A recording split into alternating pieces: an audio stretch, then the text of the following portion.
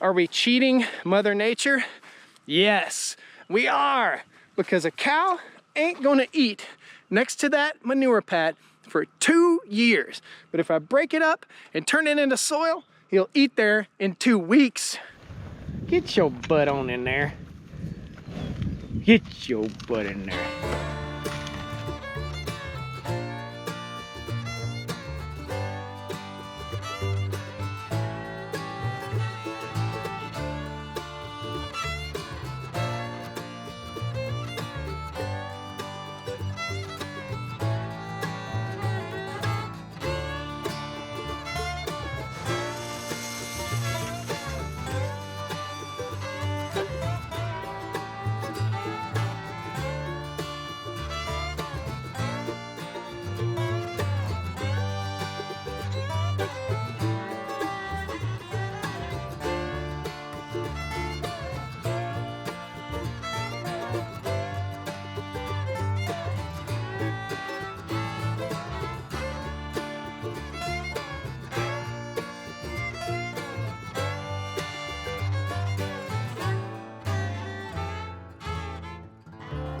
Good after morning, everybody. Welcome back to another gorgeous day here on the Stoney Ridge Farm. We got the ATV out.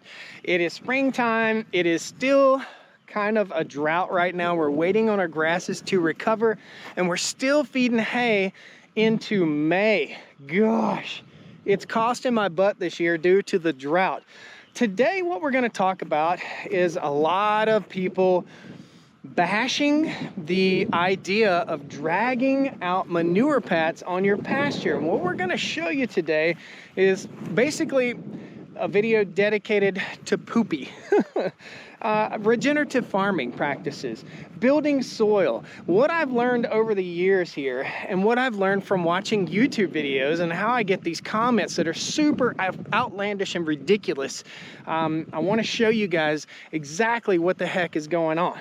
So let's show you how giant manure pads like this guy become beautiful, gorgeous pasture by one simple practice that doesn't burn a lot of fuel, it doesn't take a lot of time, and it absolutely, beyond a shadow of any doubt, works better than just leaving it alone. If you leave that alone, it'll be there 3 years from now and the cows will never graze by it. So welcome back to the Stoney Ridge Farm channel. If this is your first time here, I welcome you with open arms. If this is your 50 millionth time here, I welcome you with open arms. If you're a believer in regenerative farming, if you're a believer in not paying the fertilizer man, then you're in the right place, okay? If you're a believer in trying not to put outside inputs onto your farm other than bringing carbon to your farm, to your land, to build your soil, you're in the right place.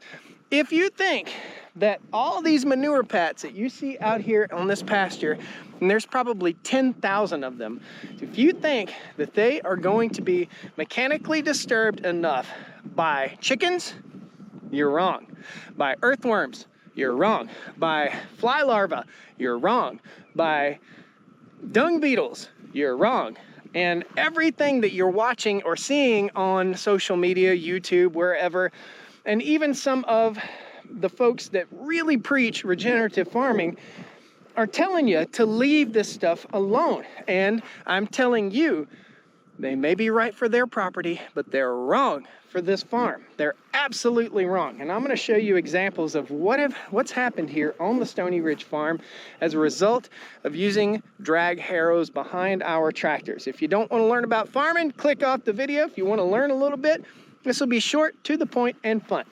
So currently you can see the color of this pasture versus the color of the pasture that I'm walking over to. You can see it from the air right now. This looks totally different than that, okay? You can see the distinct line. Look at this line. This is 1000% overgrazed. This is absolutely overgrazed. It's a sacrifice paddock. What does that mean? What does a sacrifice paddock mean to you? If you're thinking about starting a farm and you have very poor soil, well, it means you're sacrificing the grasses for the greater building of soil, and you're keeping your animals on a particular area to intensify the grazing and intensify the manure load. We bring the carbon that comes off of that hay bale to the farm. It goes through the body of that cow, and the water and the carbon become good topsoil. So on the Stoney Ridge farm right here, most of this was completely overgrown with brush, briars, and saplings about this big around. This field was a tobacco field, and this field was a tobacco field. And they were both neglected for 20 to 30 years, meaning, and I don't want to insult anybody that used to own this land, but meaning it wasn't cultivated. It was over-farmed. It was not taken care of in a regenerative manner. In other words, tobacco is grown intensively. If you look out through a field of tobacco here in North Carolina, you don't see anything but tobacco. Tobacco, tobacco, tobacco, tobacco, tobacco. There's not a weed, there's not grass, there's not a stick, there's not a bug, there's nothing. It's just tobacco. What does that do? Any open land, any open soil on your property, 1000% is being baked by the UV rays of the sun. If you want to kill germs, microbes, worms, bugs, anything of the sort, leave them out in the sun. You want to kill a chicken, leave it out exposed to the sun. You want to kill a puppy, leave it out exposed to the sun. It'll roast it, it'll kill it. Eventually, that's what's happening. So what we're doing here is not only taking manure and building carbon on the soil, we're utilizing various plants, multi-species pasture. There's no sprays out on this pasture to keep it in grass. There's no sprays out on this pasture to keep it in grass. What we're doing is allowing whatever comes up to come up. We've got clover in here, we've got various legumes, we've got various types of grasses, and we've got some weeds that we don't like, noxious weeds like this guy right here, multiflora rose. We're still not spraying it, guys. We're not gonna spray it. We will mechanically cut that out of the fence and take care of it. What we're doing, we're gonna walk up to another pasture real quick. This pasture was drug with the drag harrow approximately 4 weeks ago, something like that. Absolute recovery. Do you see any manure pats out in that pasture? The answer is no. Do you see any manure pats out in this pasture? You can see some bare spots right here. This is a high traffic area. The cows like to hang by the gate. We drive in and out of the gate. There's a lot of pressure on this area. How many of you guys see gate areas on farms like this that are just dirt, and they're dirt year round? It's not dirt year round here. It's just not, because of the practice of dragging out all these manure pats. So I'm gonna take you over to the other side of the farm where the cows are not, and show you a place where I intensively targeted the soil this winter. In other words, I unrolled 200 bales out to the cows on an area that's about 3 acres, and you guys are gonna be absolutely amazed. I rolled them out, I let the cows poop. There was probably 10,000 manure pats, and then we came back in and mechanically moved them. Earthworms aren't enough. Okay, they're not enough. Dung beetles, they're here, they're not enough. Chickens out on pasture, we've done it. They're not enough. They're not gonna scratch through and spread them manure pats mechanically as good as the drag harrow does. And what that drag harrow also does is it fills in low spots, okay? And I can target areas that have sparse grass. In other words, I can raise it up. So I'll be dragging right along here, we'll be dethatching, we'll be bringing oxygen to the soil, and we'll be bringing oxygen to those manure pats so that they break down faster in smaller sections. Will there be dung beetles? Yes. Will there be earthworms? Yes. Are we cheating Mother Nature? Yes, we are, because a cow ain't gonna eat next to that manure pat for 2 years. But if I break it up and turn it into soil, he'll eat there in 2 weeks. It makes sense. Let's go over the other side of the farm. I'm gonna show you guys, and you'll also get some cool views from the air, which really tells the tale.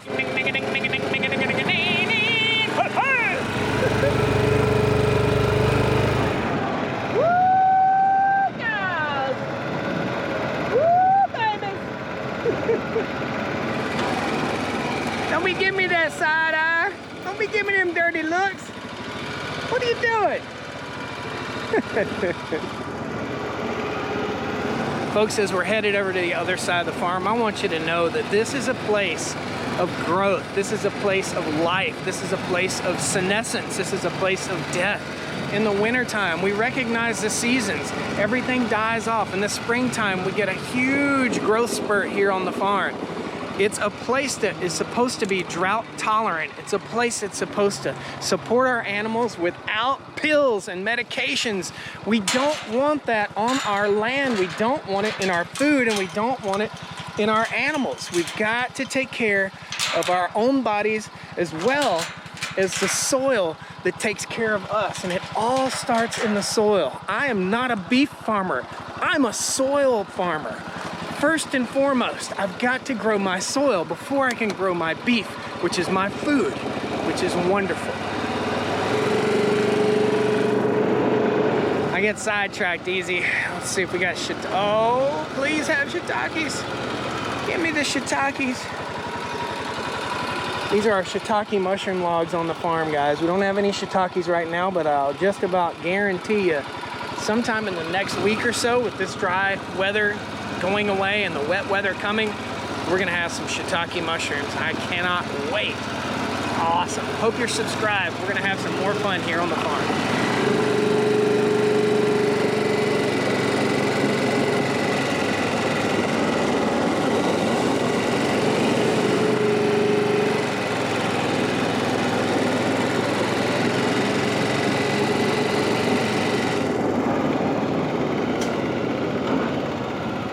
So where we're headed right now is up the hill on the worst piece of land on the Stoney Ridge farm. Guys, it's really coming back right now.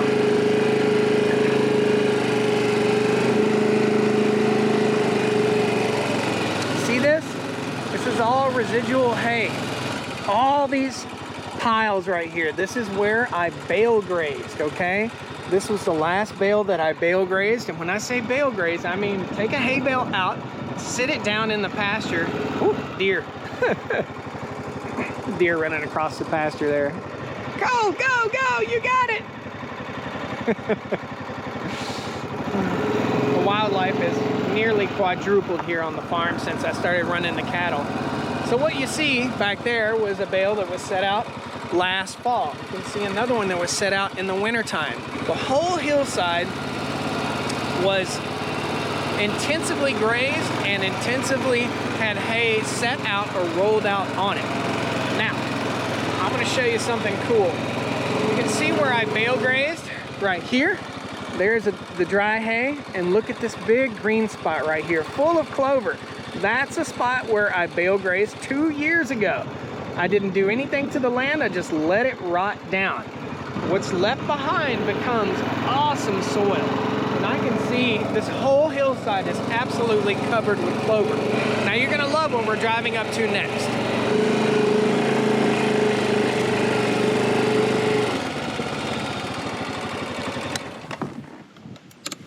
By the way, this is the new Rubicon 700 from Honda. Love it. Look at this grass, okay? And then look at this. This was the area we intensively fed the cattle all winter long, virtually all winter long this year. You can see the dark, dark green spots here. You don't see hardly any manure out here except for in these big piles right here. And we'll come back in and we'll roll these piles back out. This has to break down just a little bit more in order for us to do that. We'll come back in with the drag harrow and drag this out. We fed the cows out here on this soil, which was the worst soil from this point of the top of the hill where these trees are, all the way down is the worst soil. And you can really tell this has just made a miraculous difference in the grass quality, the forage quality, and the soil quality here on the Stoney Ridge farm. This is the manure that we've spread out. This is building topsoil. This is covering bare spots. This is feeding the land. And despite the idea that we had a horrible drought, then you can tell that a lot by the other side of the farm. This field, this section, this 3 acres has outperformed every place on the Stoney Ridge farm. Are the earthworms here? Absolutely. Are the dung beetles here? Absolutely. Is something eating that? Is it rotting? Absolutely. Are we introducing oxygen to the soil? Absolutely. Do I need to come out here and drag this?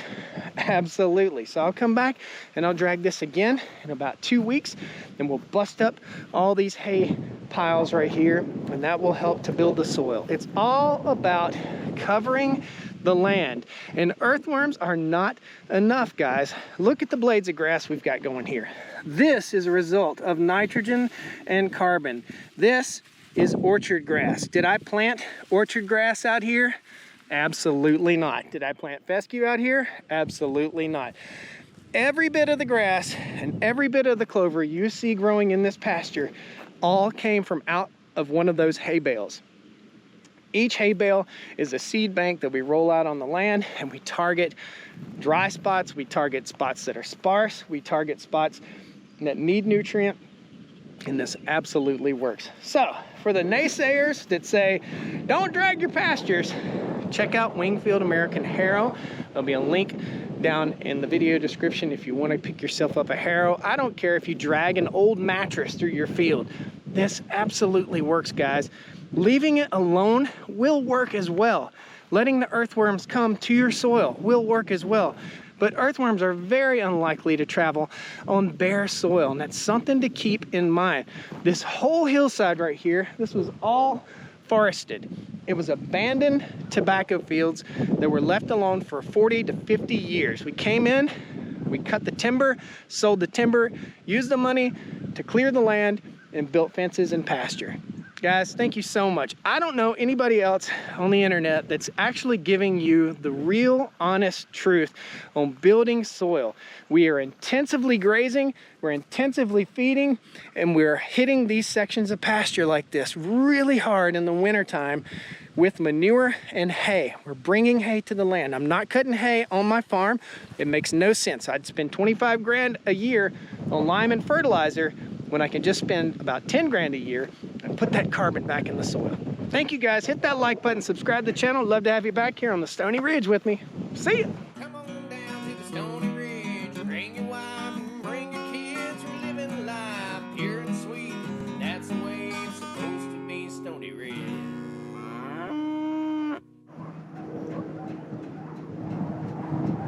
Coyotes right there. Stupid airplane right there. Disrupting the peace and quiet of the farm. Will you please get away from me? Don't be giving me that side eye. Don't be giving me them dirty looks. What are you doing? My mouth is so dry. Whew. Water. Oh, the pollen's so thick.